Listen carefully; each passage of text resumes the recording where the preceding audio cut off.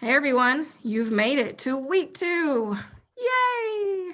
Officially reading Macbeth. You did a lot of background information and you did a lot of basically note taking, trying to just kind of wrap your mind about what the expectations are and how to read Macbeth. And this is your official week of reading Act 1. So this is gonna be a lot less time for the video than it was on the first week because we had a lot of explanation due to talk about, but now you kind of know how the system works. Sorry, my dog is afraid of the light that is above me, so I'm trying to make sure he feels better. Okay, so we're gonna just kind of briefly make sure you remember that there's this schedule here, that you know our direction. We're done with week 1. We are now in the blue week. Week 2, you're gonna do Act 1. You got your notebook and the Freyer model. And lucky for you, we put the Freyer model in the notebook. So it's just one thing you're submitting and an ed puzzle for the instructional video, which is what you're watching right now. You of course got your resources here for your play.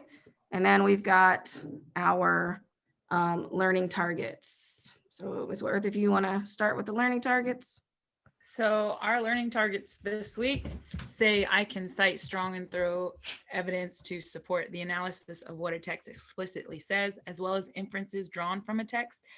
This is especially important in Shakespeare, what you're going to be doing. Shakespeare, what we've learned about Shakespeare from last week, he's kind of a pervert. He's kind of like passive aggressive against his government. And so he says Very things passive aggressive, but he doesn't say certain things. And so this learning target is really asking you to look beyond what the words are and then to figure out what is he actually saying underneath it all. So it's also, I can determine a theme of a text and analyze it in detail and its development, including how it emerges and how it's shaped by specific details. You're going to notice that this notebook has a lot of slides.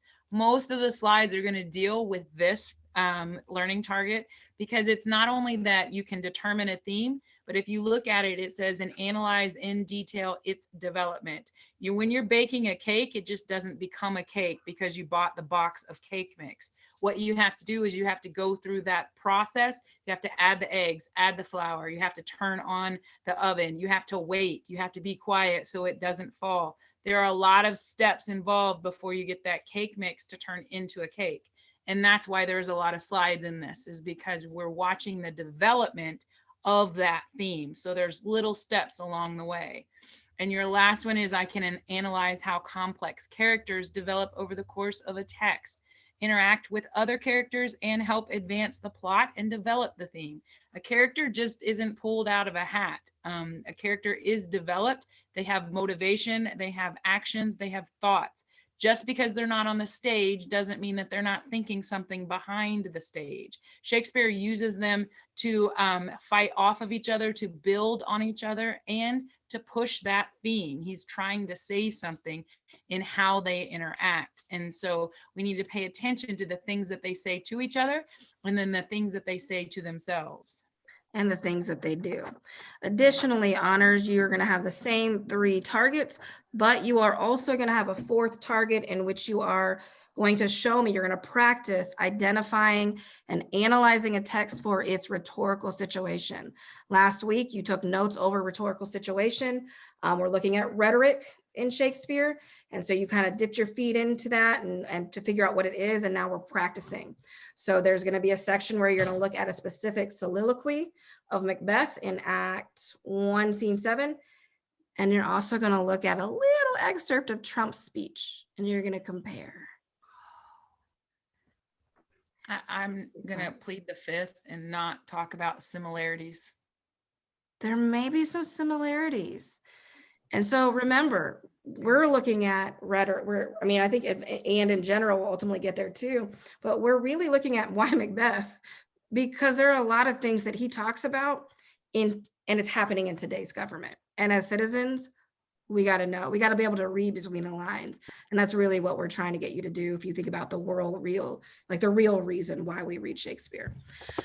All right. So which takes us to this next slide. We recognize that a lot of you have some time management issues. And so yes, you have this lovely schedule right here that gives you the overview, but this is how this one right here, slide 5 for general, and I think slide 6 for honors. And so it's going to help you break it into chunks to get it done. I'm not saying you don't have to get it. You can do it early. That's fine. But it's going to help you break it into those chunks. And so we're going to briefly talk about it, but you're also going to notice this area right here. Anytime you see this icon, please hover over it and click play, because that's me or Ms. Whitworth really trying to clarify directions and help you. It's like we're the teacher in the room with you. So let's talk about the schedule real quick. On Monday, you've got watching the instructional video. You'll be watching it on Edpuzzle and submitting it. And then you're starting Macbeth. So my suggestion for both honors and general is that you read on Monday, you read or listen or view scenes 1 through 4 and complete the slides. For general, you'll have study questions. For honors, you'll have annotations. Tuesday, finish the scenes 5 through 7. General study questions, honors, annotations, and a 4, 3, 2, 1 response. And then Wednesday, you're going to take a break. You're going to let that simmer, like you've watched it all, and you're going to go ahead and do your Freyer model. And I did this on purpose because the Freyer model sentences have to be about the text we're reading. Macbeth. I don't know how many times we keep saying this. You're not going to get any points if you just pull a sentence off of Google. You're not going to get any points if you're just pulling a sentence out of your head about nothing. 0 points. Also, the same thing with the etymology. Stop copying and pasting that stuff. Come up with, like, just stop. You're losing easy points. So yes. Easy points. And we recognize that maybe these are a lot of unfamiliar words. So on that slide, when you go to it, there will be a little speaker icon and you'll hear me talking you through each of the new words. So I think that might really help some of you who struggle with putting it in a sentence. So most definitely listen to that. On Thursday, you're going to complete the character activities. Notice there's an S. So it's all about characterization, but there are several things you're doing. On Friday, you're looking at the theme activities. On Saturday, you're finishing the journal, and then that's it. Sunday is your time if you need anything else to finish.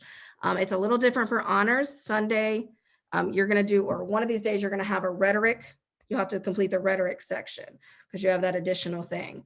But that's pretty much it. And I would suggest making sure that you listen if, you know, this gives more clarification. Then if you click here, you'll see the playlist. So we have everything in a one-stop shop for you to be as easy as possible. So what we're talking about, it's right here. But if you want to see a playlist version, then you can see it here. We have 2 versions that you can look at. Okay. And then other than that, everything is pretty much the same. You've got your spinner of fate. You're looking at, you know, that you've got a map here to see like what's the lay of the land. You're just looking at it. You've got your study guide questions, but everything, the notebook works in the same way. One of the things that we did, I'm going to scroll down here, we did realize, and I think Ms. Whitworth, you pointed it out. There were a couple of videos on the last one that had the television on top of the video. So it looked like it couldn't play, but it could. And so I made a playlist. I think Whitworth, you told everyone to just move it around and you should be able to find it. Right. Yeah. But knowing that there might be some internet connection or just connection issues in general, the videos here, just like last time, you could click play, but I also linked the exact YouTube video. So you could copy and paste that, put that in a tab or open it on your phone. Yeah. And last week, I had all of the videos on my webpage. I think I kind of showed that to you as we were in class. So that way, any video that you couldn't access on the notebook was also on my webpage. So speaking of that, you got to use your problem solving techniques. You can't just you can't turn this in and just say didn't work. Because number one, you need to reach out. This is why we're suggesting do not wait till the last minute. Because if you message us on Sunday and say, well, the video doesn't work, I'm going to say, well, it's Sunday. You probably should have looked at that earlier. And And so it's not going to be an excuse. But here's the thing. You guys grew up with technology. We grew up with technology. If we really want to watch something, we'll figure out how to find it. And so that's what we're saying. You need to figure out how to access it. Majority of you have phones. Your parents have a phone. You have a tablet. Can't you even do it on Xbox or something? Or like if you have a Roku, there's like a YouTube thing. I don't know, but you got to figure that out so you can watch it. Right? Right. You guys, you have this technology that you guys can download bootlegged movies. I'm just saying that you can watch while they're still in the theater, and like coming into class talking about it. But if it's a 5-minute clip on Frozen, you're like, oh, I couldn't access it. And here's the thing. Everybody that like when you're sending emails and you say that like, hey, I put this response, remember Google Classroom isn't a communication tool, it's a turn-in tray. So you need to send an email, and you can't just say the video didn't work. Which video? There were 50 videos in there, exaggeration. Yeah.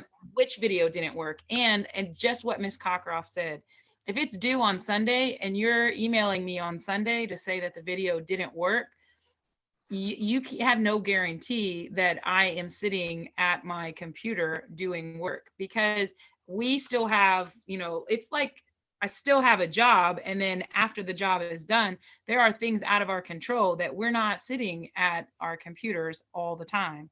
So you need to make sure that you're following the schedule. And then if you have questions, ask early. Yep. Most definitely. So that's another reason why we made sure to put the link here. I think I even had kids DM me on Instagram, and I can be like, oh yeah, here's the link. It wasn't pulling up. I know I had a student that like Google was, taking a bit, and that might be an internet thing. You can't just give up when that happens. This is again why we say don't wait till the last minute, because if you're having internet problems on Tuesday, then check it on Wednesday. But if you never open this notebook until Sunday and you have internet problems, that's a problem. You've got to adjust. Right. So, it's happened to me. I've had where I've opened Google Classroom and it takes a minute, and I just have to like refresh, restart, come back in 20 minutes before I throw the computer.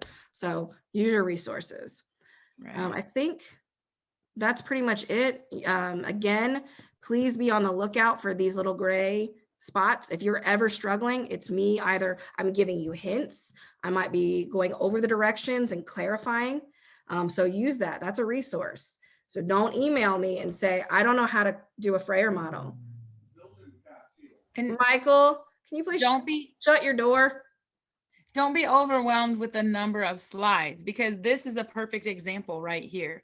This slide right here, there's nothing on this slide that you have to do. This is simply the instructions that you already know. On every Frayer model that you've had before has these instructions. So when you open it and you're like, oh my gosh, there's so many slides, there's not as many slides as it looks, because some of them are full of pictures and instructions to make things easier for you. Pretty much. All right, so I think that's it. Make sure you submit this on Edpuzzle, because you're watching it right now on Edpuzzle. And my husband is not paying attention to my messages of asking him to shut his door while I'm making this video. That's okay though. Maybe he can star in the next one. Maybe we'll have him as a guest Apparently speaker. He wants to star in it. All right, bye-bye. Can y'all hear me? Because that's what he's saying right now.